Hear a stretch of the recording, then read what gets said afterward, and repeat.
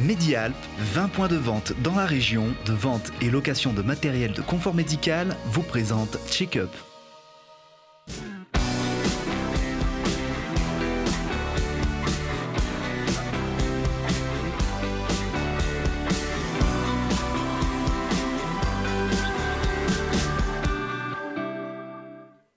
Bonsoir à tous, je suis ravie de vous retrouver dans un nouveau numéro de Check-up, le magazine de la santé et de l'innovation sur Télé Grenoble. Dans ce numéro, il sera question de la mucoviscidose, cette maladie génétique héréditaire qui touche environ une naissance sur 3500. Pour en parler, plusieurs invités. Le docteur Isabelle Pain, bonsoir. Oui, bonsoir. Vous êtes pneumologue pédiatrique au CHU Grenoble-Alpes et médecin au CRCM, le Centre de ressources et de compétences de mucoviscidose. Nous verrons dans quelques minutes de quoi il s'agit. À vos côtés, Véronique Vion-Génovese, bonsoir. Bonsoir. Vous êtes, vous, masseur kinésithérapeute. Vous intervenez également au CHU et au CRCM. Et puis Max Gavy, bonsoir. Bonsoir. Vous êtes, vous, membre de l'association Grégory Le Marchal et papa de Sacha, un jeune garçon atteint de mucoviscidose. Et bien à vos côtés, celui qui nous accompagne avec expertise et bienveillance chaque mois, j'ai nommé Vincent Templard. Bonsoir Vincent. Bonsoir Marie-Caroline. Alors je rappelle que vous êtes président de Medicalps, c'est le cluster des entreprises de santé innovantes à Grenoble et en Isère. Et avant de nous pencher sur la mucoviscidose, ses causes, ses conséquences, ses traitements, je vous propose de partir en voyage direction l'Amérique du Sud pour une expérience scientifique inédite.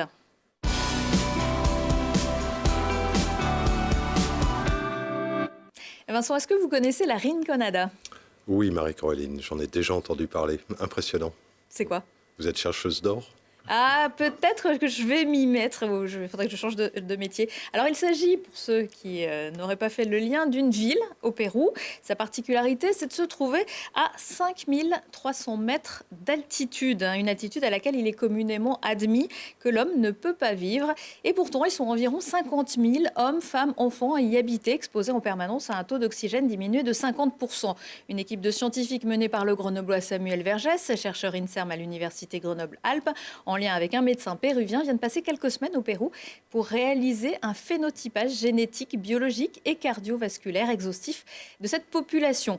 Alors la première étape, la capitale, Lima, mais pas question de jouer les touristes dans cette capitale sud-américaine. Il s'agit donc de la première étape de ce projet qui vise à mieux connaître les effets de l'altitude sur le corps humain.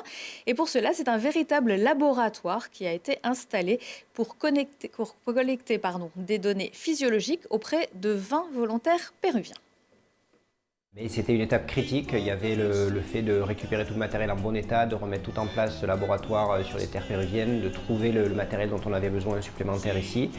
Et puis on se rend compte quand même sur les tests que l'on a réalisés sur les Péruviens locaux qu'il se justifiait vraiment de tester un groupe contrôle de plaine qui n'était pas des Caucasiens comme on a chez nous en Europe, mais bien des Péruviens qui pourront être comparés aux habitants de la Rinconada, parce que les Péruviens que l'on voit ici, il y a quand même des légères différences sur le plan cardiovasculaire, anatomique, etc.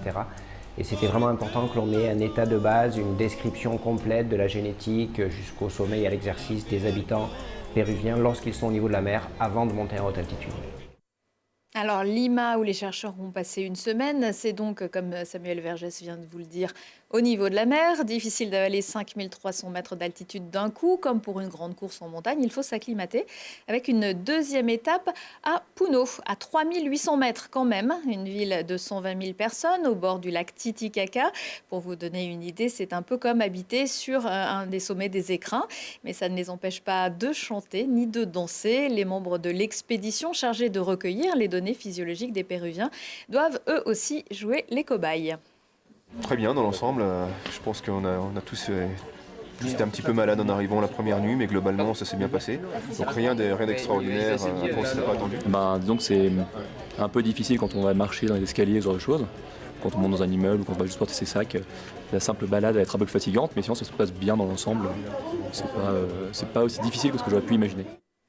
Une semaine plus tard, troisième et dernier palier sur le site tant attendu de la Rinconada. Des touristes, les habitants n'en voient pas souvent, des scientifiques encore moins.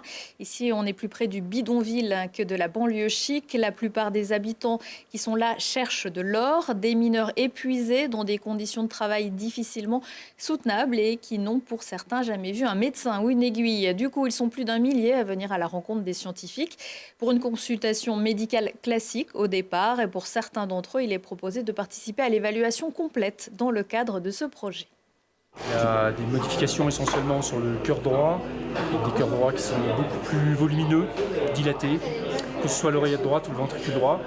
Il y a un niveau de pression pulmonaire au repos comme à l'effort qui semble plus important quand même. Et c'est quoi les risques, s'il y en a, que ça peut engendrer? Les risques, c'est qu'à long terme, ça puisse épuiser un petit peu le cœur. Et puis ça doit limiter un petit peu leur performance à l'effort.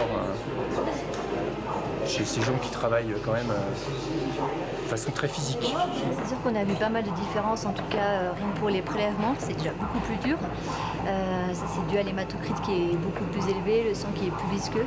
C'est vrai qu'on a beaucoup de difficultés à prélever le sang. Pour les sommeils, par exemple, on a vu des typiques apnées centrales et une certaine patiente.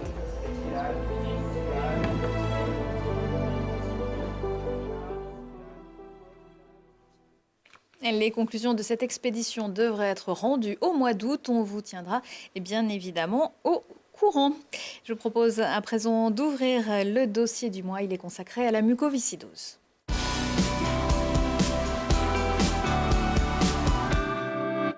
Toujours avec Vincent Templard, notre expert en entreprise médicale innovante de l'Arc Alpin et président de Medicalps, du docteur Isabelle Lepin, pneumologue pédiatrique au CHU Grenoble-Alpes, de Véronique Vion-Genovese, masseur kinésithérapeute, et de Max Gavy, membre très actif de l'association Grégory Lemarchal et papa de Sacha, un jeune adolescent atteint par la mucoviscidose. Docteur Pin, est-ce que tout d'abord vous pouvez nous expliquer simplement ce que c'est la mucoviscidose ? La mucoviscidose, comme son nom l'indique, c'est le mucus épais et collant, visqueux. Plus épais et plus collant qu'il ne devrait être. Et c'est lié au fait que la protéine qui est malade transporte du chlore dans le corps. Et quand cette protéine ne fonctionne pas, il y a moins de chlore et donc en fait aussi moins d'eau.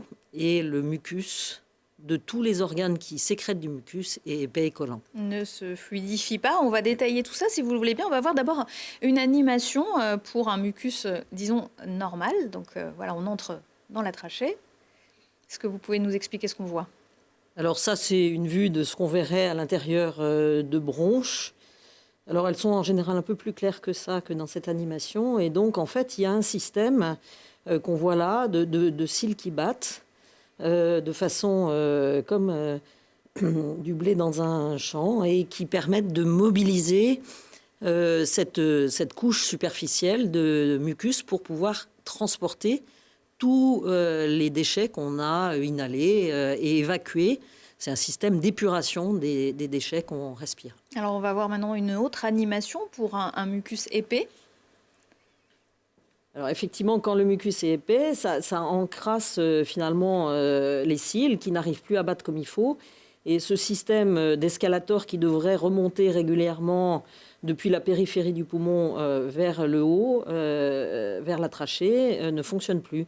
Et du coup, les sécrétions retiennent tous les déchets qu'on a inhalés. Et ce mucus épais et collant, il va s'infecter régulièrement. C'est une maladie génétique héréditaire. Qu'est-ce que ça signifie ?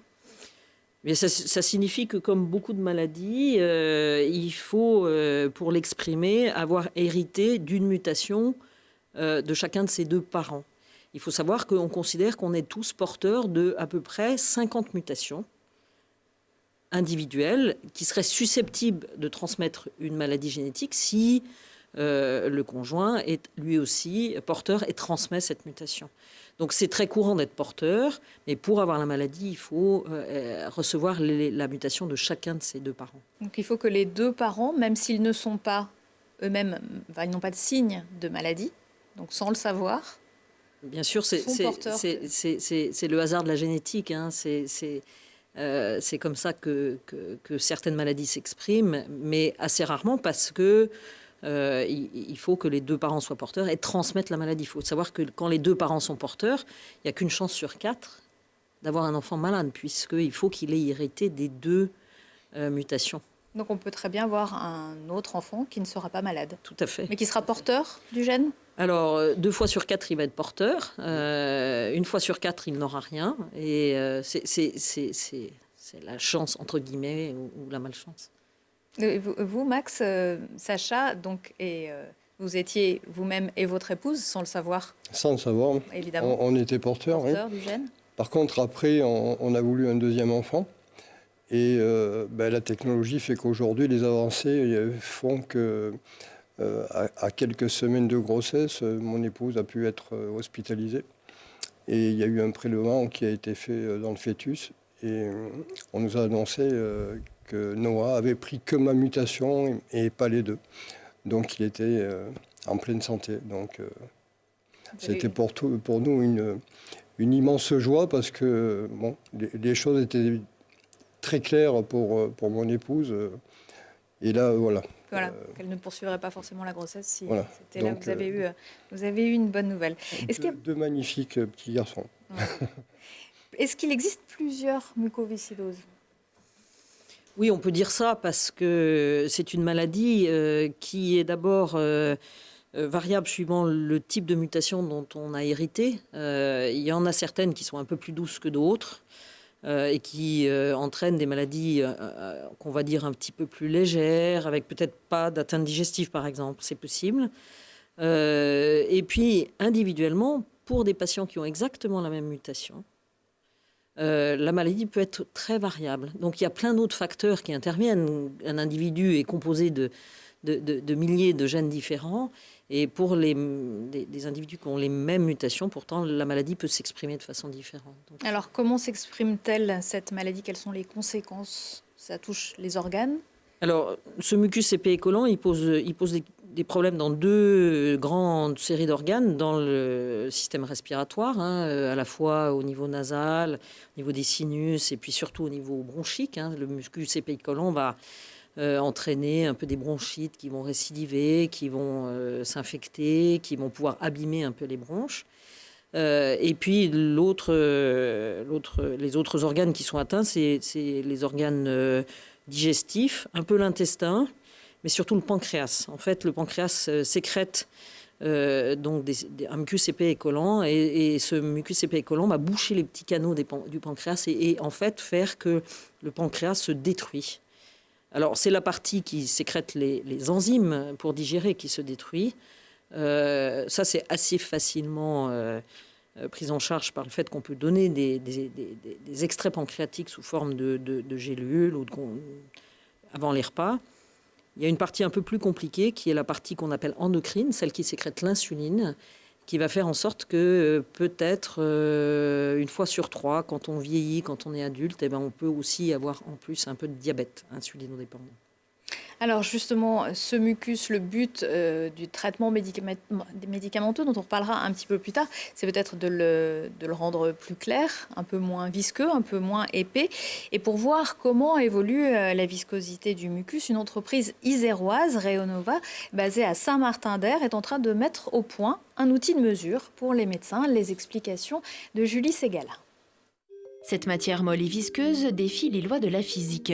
Et chez les malades atteints de mucoviscidose, elle est étudiée à la loupe. Le mucus pulmonaire est le premier barrage contre les agents infectieux. Un excès de sécrétion bronchique peut être synonyme de maladie. À Grenoble, la start-up Reonova en a fait sa spécialité.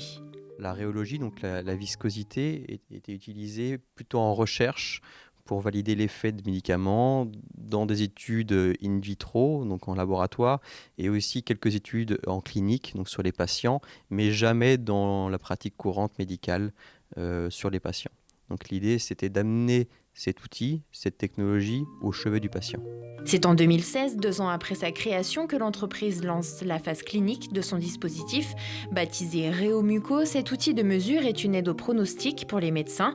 Son but, suivre les patients dans le temps pour valider l'efficacité du traitement, voire anticiper les crises en analysant les sécrétions. Concrètement, on travaille sur plusieurs revendications cliniques. Et la première, c'est de pronostiquer l'évolution de la maladie. et notamment d'anticiper les phases d'infection, de surinfection qui sont chroniques, qui dégradent l'état du patient, et donc de les détecter en avance, de les traiter en avance et éviter l'hospitalisation qui peut suivre lors d'une infection. Si les appareils de mesure de fluide existent déjà, les analyses sont longues et fastidieuses. Avec Réomuco, pas besoin d'être spécialiste. En seulement 10 minutes, le mucus est analysé et les résultats exploitables. Sur le plateau inférieur, on vient déposer l'échantillon. Lorsqu'on lance la mesure, le plateau inférieur imprime des oscillations à différentes fréquences et amplitudes. Et le plateau du dessus, lui, est lié à un capteur qui va mesurer tout ce qui se passe dans le fluide. Les données brutes sont transmises au PC et donc le logiciel permet d'éditer un rapport de mesure qui nous donne des informations sur les propriétés mécaniques du fluide, notamment la viscosité et l'élasticité. À terme, Réonova souhaiterait installer ces machines dans les hôpitaux et les cabinets de kiné. Une seconde étude clinique devrait être lancée d'ici quelques mois dans les CHU de Grenoble et Lyon, ainsi qu'à l'hôpital Cochin à Paris. Elle devrait durer entre 12 et 18 mois. Alors Vincent, tout ça c'est en bonne voie puisque Réonova vient de remporter le concours d'innovation financé par l'État. Tout à fait, ils l'ont annoncé il y a une semaine. Dans le cadre des programmes d'investissement d'avenir, Réonova a été retenu, ce qui va leur permettre d'avoir une aide importante pour démarrer leurs essais cliniques, ce qu'on appelle des essais cliniques multicentriques sur les 3 hôpitaux qui étaient cités dans le reportage. Et alors l'étape d'après, donc là il y a des essais cliniques et après il y a une phase de validation d'abord, après on est dans un dispositif qu'on appelle un dispositif de diagnostic in vitro qui va leur permettre de valider leurs revendications auxquelles ils prétendent avant d'aller sur une phase de mise sur le marché, de commercialisation, ce que je leur souhaite bien évidemment. Évidemment. Docteur Pin, qu'est-ce que vous pensez de cette innovation ? Moi, je pense que c'est quelque chose de vraiment innovant parce que si on arrive à mesurer effectivement la viscosité du mucus et qu'on peut, à partir de là, éventuellement prédire des exacerbations, prédire l'évolution, prédire l'efficacité de certains traitements, parce qu'on utilise des traitements fluidifiants, mais finalement sans pouvoir mesurer directement l'effet sur le mucus. Je pense que c'est bien, mais effectivement, ça passe par une phase de validation parce qu'il faut absolument qu'on soit sûr que ce qui est mesuré a un intérêt clinique. Et c'est ça qui va faire l'objet des essais qui vont être faits. C'est ça qui peut prendre un peu de temps. Vous êtes 18 mois pour un diagnostic in vitro, ça montre le temps nécessaire effectivement de validation. La mucoviscidose, ça concerne combien de naissances par an en France ? Probablement un petit peu moins de ce que vous avez dit. Avant le dépistage, c'était ça qu'on disait, parce qu'on n'avait pas des chiffres précis. Maintenant que la maladie est quasiment toujours dépistée à la naissance, quasiment 99% des cas, on est plutôt sur 1 sur 4500, 4800, sachant qu'il y a des régions où il y en a plus et d'autres moins. La Bretagne est une zone de haute fréquence de la mucoviscidose, la Haute-Savoie aussi. Par contre, PACA, ils sont à 1 sur 6500. Bon, c'est des questions de génétique. Est-ce que la mucoviscidose fait des différences de genre ? Non. Aussi bien des garçons que des filles peuvent être atteints par la mucoviscidose.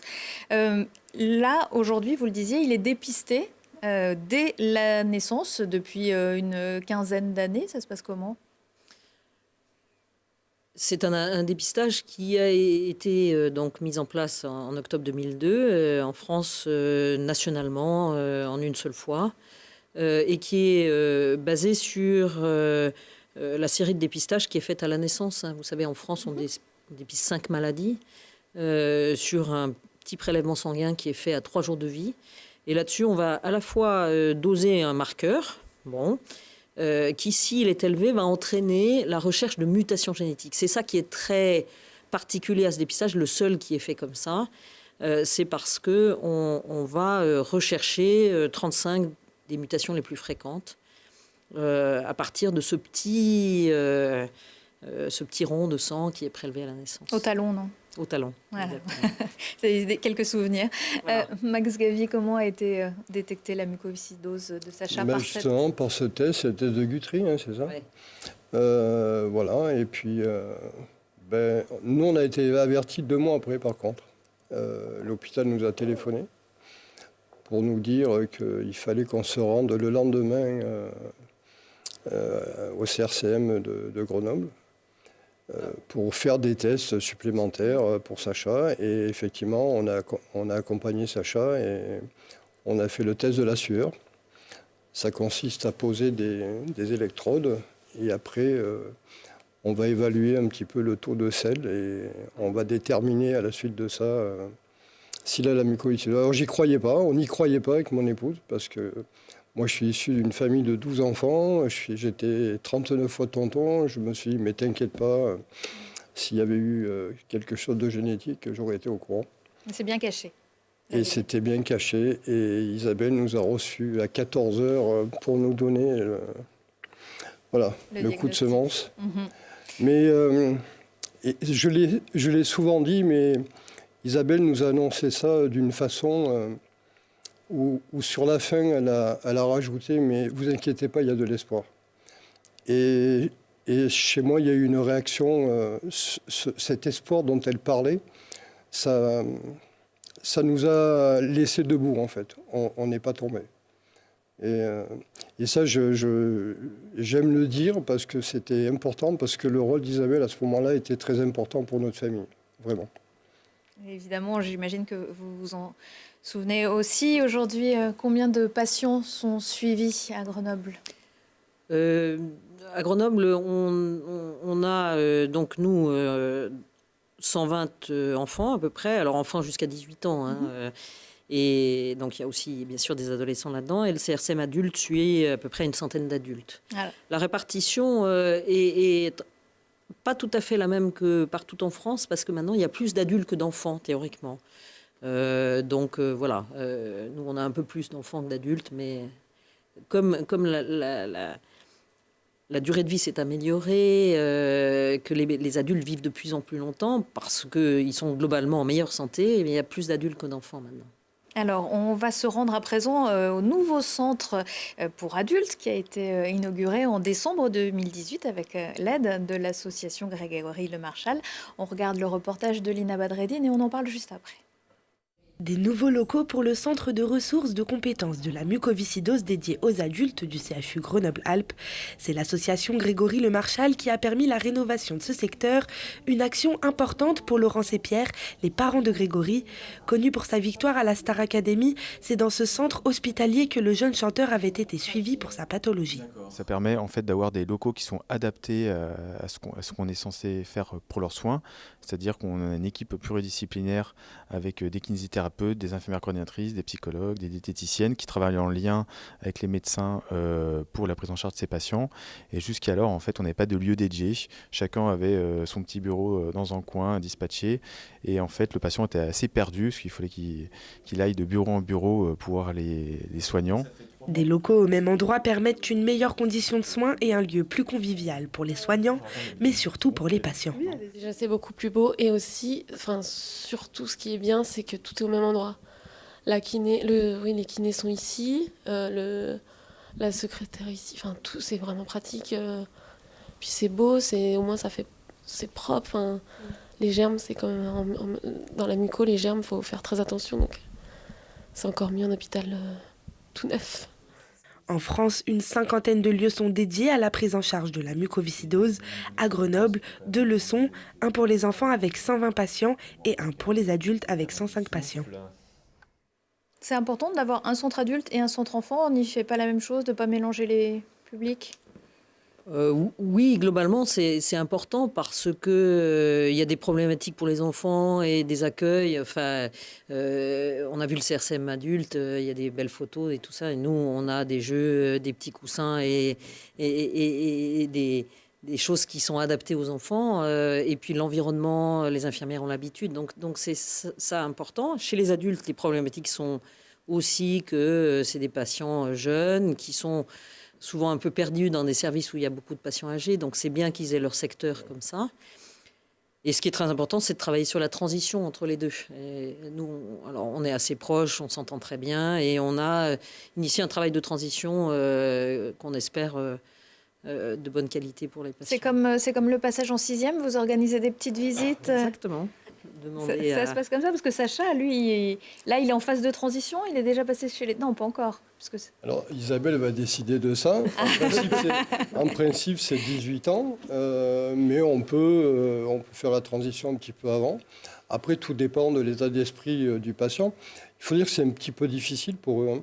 Hein. Sacha est suivi par Isabelle et toute l'équipe, par Véronique, depuis qu'il est né. Quand il va à l'hôpital, il va un peu dans sa deuxième famille. Hein. C'est comme ça que lui perçoit les choses. Et puis, il est à l'aise. Il fait comme chez lui, quoi. Et c'est vrai que là, il va quitter une équipe qu'il a soutenue, qu'il a accompagnée, qui a vécu ses joies, ses peines. Et là, il va falloir passer à autre chose. Mais je crois qu'il va être prêt bientôt, là. Et puis, elles seront pas très loin. Je ne veux pas m'avancer pour lui, mais ni avec Isabelle, mais je pense que il va être... il a compris certaines choses.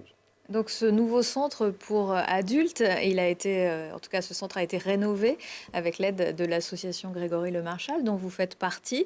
C'est important le rôle des associations. Qu'est-ce que vous faites? Ce sont les parents qui sont bien souvent les moteurs de ces associations? Alors il y a 2 grosses associations qui œuvrent contre la mucoviscidose. Ben oui, je pense qu'Isabelle ne pourra pas me contredire. Oui, le rôle des associations est très très important. En tout cas, si on en est aujourd'hui où on en est avec la mucoviscidose, c'est aussi grâce à elle, hein, parce que c'est pas évident. Mais pour la rénovation, oui, il faut mettre nos patients en sécurité, parce qu'on parle de sécurité, hein, quand vous avez des locaux un peu vétustes, c'est très important qu'il y ait de beaux locaux.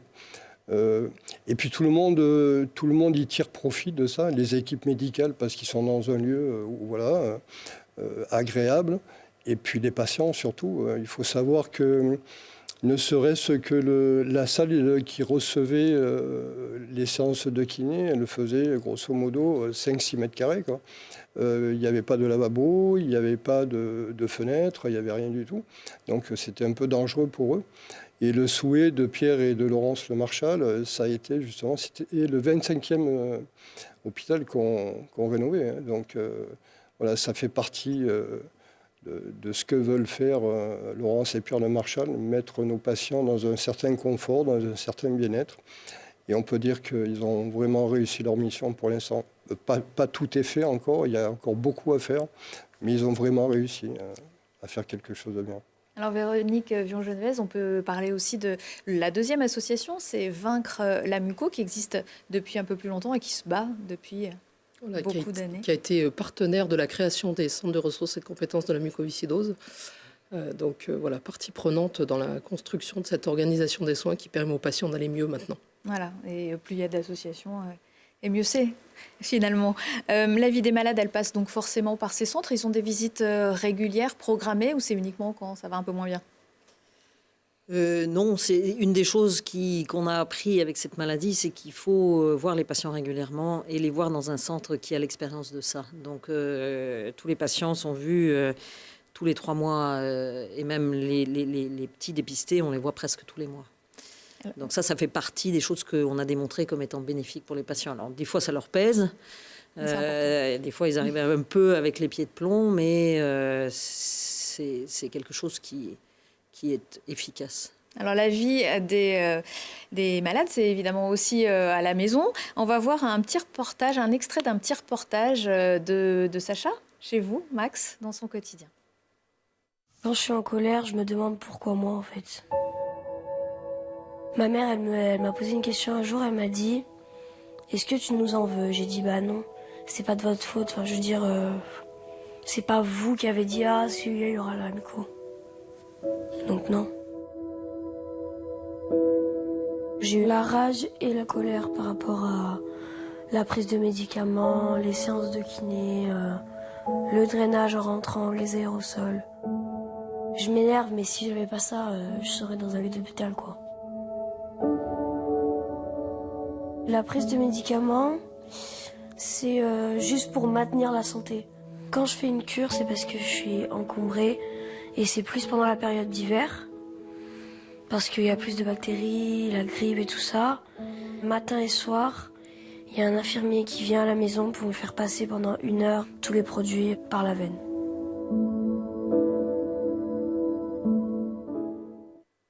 On le voit, Sacha, c'est un bâton. Sacha, il va au lycée, il a des super notes. Un warrior peut-être. Mais je crois que Isabelle, elle pourra aussi vous le dire, ils sont tous un peu comme ça. Ils ont vite compris qu'ils n'avaient pas le choix. Parfois, c'est plus dur. Hein. C'est vrai qu'ils passent par des phases un peu plus difficiles. Donc, Isabelle, Véronique en parlent avec eux à part. Et c'est pas toujours marrant, mais ils ont compris de toute façon qu'il fallait passer par là et qu'il n'y avait pas d'autre alternative. Il fallait être sérieux dans la prise de ces médicaments parce que pour l'instant, la mucoviscidose reste encore la plus forte. Et cette prise de conscience, plus ils l'ont jeune, et mieux c'est pour eux. Parce qu'il y a des médicaments qui vont arriver sur le marché, mais ces médicaments seront efficaces que si la capacité respiratoire est à peu près intacte. Parce que si elle est en dessous d'un certain, voire 50 ou 40%, ça sera très compliqué pour eux. Donc il faut vraiment qu'ils soient sérieux et qu'ils prennent conscience de la prise de leurs médicaments, vraiment. Alors, il y a des praticiens que Sacha rencontre régulièrement, ce sont les masseurs kinésithérapeutes. Quel est votre rôle ? Alors, c'est surtout la kinésithérapie qui a un rôle important pour les patients qui ont la mucoviscidose. On l'a vu tout à l'heure sur l'animation, le mucus, il est épais et il a tendance à stagner dans les sécrétions, donc c'est source de surinfection. Donc, tout ce qui va aider à ce mucus à sortir, à être expectoré par le patient, va pouvoir prévenir un certain nombre de surinfections. Des fois, il est nécessaire de rajouter des antibiotiques, mais l'essentiel de la kinésithérapie vise à ça. Donc, elle se passe sous plusieurs formes, à la fois avec un kinésithérapeute qui peut aider le patient à se désencombrer, notamment chez le tout petit. C'est ce qu'on a vu sur quelques images les avec le petit garçon. Mais qui démarre maintenant dès le diagnostic, donc dès la naissance. Et puis, tout ce qui est accompagnement à l'autodrainage. Donc, à partir d'un moment, on voit que les enfants, ils n'ont plus trop envie d'avoir affaire à un kinésithérapeute. Par contre, ils ont toujours besoin de kinésithérapie. Et c'est là que l'intervention du kiné dans l'éducation au drainage, dans ce qu'on appelle l'éducation thérapeutique, peut accompagner les patients à être en bonne forme pour effectivement vivre le mieux possible au quotidien. Ces séances, elles sont quotidiennes ? Alors ces séances sont quotidiennes en cas d'encombrement et adaptées en fonction de l'état d'encombrement du patient. Alors il y a également, on en a parlé, des médicaments. Quels sont les traitements médicamenteux ? Qu'est-ce qu'ils font ? Quel est leur rôle aussi ? Il y a des médicaments qui sont des fluidifiants, on en a parlé. L'idéal, ce serait de rendre ce mucus à nouveau fluide normalement. Bon, on n'a pas réussi à faire ça complètement avec les médicaments dont on dispose, qui sont principalement des médicaments qu'on inhale. Alors, il y a 2 sortes de fluidifiants qui est un peu étonnant. C'est l'eau de mer. Si vous inhalez de l'eau de mer assez concentrée, du sérum salé hypertonique, eh bien, ça fluidifie les sécrétions. Donc, tous les Bretons... S'ils sont très nombreux, non, ça. Il faut vraiment des petites particules. Il faut que ce soit fait avec des aérosols quand même. Donc ça, c'est une portion. Et ça doit être bien calé par rapport à la kinésithérapie. On imagine bien que les fluidifiants doivent être faits avant la séance de kinésithérapie, parce que plus les sécrétions sont plus fluides, plus elles vont être mobilisables. Des antibiotiques, donc on en a parlé beaucoup, parce que c'est une maladie dans laquelle il y a des microbes qui s'installent. Et donc on a un slogan que je dis à chaque fois, les antibiotiques, c'est pas automatique. Vous avez tous entendu ce slogan de l'assurance maladie, ils ont oublié entre parenthèses, sauf dans la mucoviscidose. Et là, on n'a pas le choix. Là, on n'a pas le choix. On traite les bronchites avec des antibiotiques, on met des grosses doses, on met des doses, des durées assez prolongées. Et ça peut être aussi fait par voie inhalée. Donc ils inhalent éventuellement des aérosols antibiotiques. Alors ça fait partie des choses contraignantes, on peut dire. C'est pas la partie qui est la plus agréable à faire. C'est long, c'est bon. Voilà. Et puis ils prennent aussi, on en a parlé tout à l'heure, des extraits pancréatiques pour la plupart, pour les aider à digérer et et avoir une bonne croissance. Alors, je vous propose à présent de découvrir un humoriste qui bénéficie d'un traitement qui lui correspond tout à fait. Il a 38 ans et il a décidé de consacrer son dernier spectacle à la mucoviscidose. Lucille Dailly s'est rendue à la basse-cour à Grenoble il y a quelques jours. Le rictus millimétré et la gestuelle virtuose, il déploie son texte et déclenche l'hilarité comme un soliste exécute une sonate. Maxime est un artiste talentueux, mais un artiste comme un autre. Ouais, bonsoir à tous, moi je m'appelle Maxime Sandré, j'ai 38 ans et je suis atteint de mucoviscidose. Il ose, Maxime. Le thème ne prête pas à rire. Mais comme tout humoriste, il raconte sa vie, s'inspire de son quotidien, de son vécu pour faire rire. Maxime Sandré n'est pas un malade de mucoviscidose qui fait des sketchs. C'est un humoriste qui, cette fois, parle de la muco. C'est mon 4e spectacle. Et dans le spectacle précédent, j'avais un sketch où je disais que j'avais la mucoviscidose. Et le truc, c'est que les gens ne me parlaient que de ce passage-là du spectacle. Je me suis dit, ah, ça intéresse les gens en fait. Il s'agit de la mutation du gène CFTR situé sur le chromosome 7, entraînant une défaillance au niveau des échanges d'ions chlorure. Est-ce que vous avez des questions? À aucun moment je vais vous expliquer dans le spectacle ce que je prends comme médicament, les soins, machin. J'explique pas tout ça. Je parle du quotidien, les choses de la vie. Par exemple, comment ça se passe quand on veut aller faire un emprunt à la banque. La demande de prêt, elle est faite sur combien de temps? Sur 30 ans. D'accord. Alors, la première chose qu'il faut faire, c'est partir. C'est super, moi quand je suis né, on m'a dit que j'avais 3 ans d'espérance de vie, donc... J'ai 4 ans, maman, j'ai 4 ans, maman. Bah ouais, mais mon chéri, finalement, tu restes.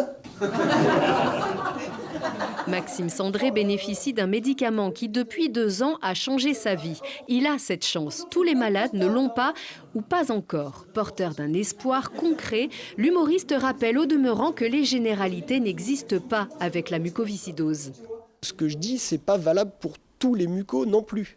Je précise dans le spectacle, je fais très attention à comment je tourne mes phrases pour que les gens comprennent bien ça, parce que c'est important.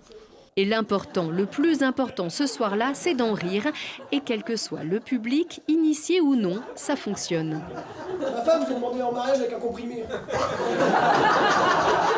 Super spectacle, super moment, un moment de partage, des émotions, des fous rires, des événements de vie que l'on voit dépeints du côté d'un patient atteint de mucoviscidose. Et là, on hallucine et c'était un super spectacle. Voilà, je m'appelle Maxime Sandré, j'ai 38 ans et ça va. Merci. Voilà, un beau moment pour les personnes qui étaient dans la salle, je crois que... Ah oui, c'est un beau moment. C'est fait avec recul, humour, et en même temps, il y a des moments d'émotion, mais c'est un sacré spectacle. J'espère qu'on pourra y avoir accès. Pour le moment, il n'est pas disponible. Alors, c'est du spectacle vivant. Il ne veut pas, pour le moment, en faire un CD ou un spectacle qui soit fixe. On va quand même parler d'une chose dont on entend souvent parler quand on parle de mucoviscidose, avant de conclure, c'est la greffe de poumon. Dans quel cas? Bon, la greffe de poumon, ça reste quelque chose qui est une solution qu'on peut proposer à des patients dont les bronches et le poumon se sont progressivement tellement abîmés que ils n'ont pas assez de souffle, ils sont trop infectés, ils sont fatigués. Et donc, en fait, il y a la possibilité, effectivement, de faire une greffe pulmonaire. Alors, il faut greffer, bien sûr, les 2 poumons. Le cœur va parfaitement bien, donc il n'est pas obligé de le changer, mais il faut greffer les 2 poumons. Et il faut ensuite que ces 2 poumons fonctionnent et que, on dit toujours, on passe d'une maladie dans l'autre, c'est-à-dire après il va falloir prendre des traitements immunosuppresseurs, il va falloir... mais bon, c'est quand même pour des patients qui sont pour tous très fatigués, très essoufflés, et c'est une résurrection quand même, quand ça marche. Alors, et ça marche souvent maintenant. Avant d'en arriver là, l'un des traitements qui fait du bien, c'est le sport. aussi, la pratique sportive. Donc tout à l'heure on parlait du mucus qui avait besoin de sortir régulièrement pour pouvoir épurer le poumon. Donc la kinésithérapie c'est un domaine, mais le sport fait partie aussi des choses qu'on introduit. Avec des exercices particuliers, on peut pas forcément des exercices particuliers. Ce qu'on essaye de faire passer comme message aux parents des enfants pour qui on pose le diagnostic, c'est qu'ils doivent avoir des activités sportives du moment que ça leur plaît pour pouvoir continuer et se maintenir dans cette activité. Est-ce que Sacha fait du sport ? Il en fait au lycée, mais c'est pas un fervent de sport. Sacha, vraiment, il a d'autres activités. Pas lui jeter la pierre. Non, mais ouais, il n'aime pas trop ça, mais c'est sûr, hein, on comprend nous aussi. Mais on peut pas toujours le forcer à faire les choses. Vous savez, la mucoviscidose, quand elle rentre dans une famille, vous vivez un peu à son rythme, en fait. Et on peut pas tout imposer. Il y a déjà, comme tout un chacun, les obligations de vie dans une famille, les obligations d'école, du lycée, tout ça. Mais avec la muco, il y a beaucoup d'autres obligations qui viennent se greffer. Et Sacha, il prend le fait de faire du sport, il le prend comme si on l'obligeait à faire quelque chose encore pour la muco, ou contre la muco plutôt. Et c'est vrai qu'il n'est pas très en harmonie avec ça. Mais il fait quand même du sport. Et puis, en ce moment, il a envie de faire du footing. Donc, il parle beaucoup de ça. Et puis, sa maman, elle a pu obtenir une dérogation pour aller dans une salle de sport le dimanche après-midi. Donc, il va avec sa maman. Mais il faut qu'il soit boosté, quoi. Voilà. Ouais. Il est brillant dans beaucoup d'autres domaines, mais pas le sport. Vous vouliez rajouter quelque chose ? Non, nous, ce qu'on essaye de faire, c'est leur donner le goût du sport. On travaille maintenant de plus en plus avec des enseignants qui font de l'activité physique adaptée. Ça s'appelle APA. Et l'idée, c'est en gros de les coacher, de leur donner le goût du sport, de pas forcément leur en faire des sportifs de haut niveau, mais qu'ils aient une activité physique, comme on devrait tous en avoir d'ailleurs, régulière, quoi. Merci. Je voulais juste, concernant le sport, je voulais aussi saluer une association qui s'appelle l'association Étoile des Neiges et qui œuvre énormément sur des stages sportifs pour enfants qui ont la mucoviscidose. Et ils font vraiment un très beau travail. Donc on travaille tous ensemble avec Vaincre la mucoviscidose, l'association C'est un travail d'équipe. C'est un travail d'équipe. Et puis je voudrais juste, pour terminer, saluer toutes les familles qui, au-delà du combat qu'elles mènent au quotidien contre la mucoviscidose, leur engagement associatif, parce qu'on a vraiment besoin de parents qui s'investissent dans ce combat. Parce que si aujourd'hui, on n'est peut-être pas encore proche d'une révolution dans la mucoviscidose, mais en tout cas, on commence à voir la lumière. Et c'est aussi grâce à tous ces parents qui se sont investis. Alors voilà, merci à eux. Merci beaucoup. Juste pour finir, si je peux dire aussi l'importance de l'équipe. Le CRCM, on a dit, c'est un centre de ressources et compétences de mucoviscidose. Il y a des médecins, mais il y a aussi plein de professionnels, des psychologues, des diététiciennes, des kinésithérapeutes, et tout le monde travaille autour du patient. Et c'est ça qui, à mon avis, fait la force aussi de la prise en charge de cette maladie, qui a été le modèle pour la prise en charge des maladies rares en France. Merci beaucoup. Avec une grosse compétence aussi. C'est vrai qu'on a un beau CRCM, 2 beaux CRCM à Grenoble. Et bientôt plein d'autres en France. Merci beaucoup à tous les 3. Merci également à vous, Vincent Templard. On se retrouve très vite pour un prochain numéro de Check-up. En attendant, portez-vous bien.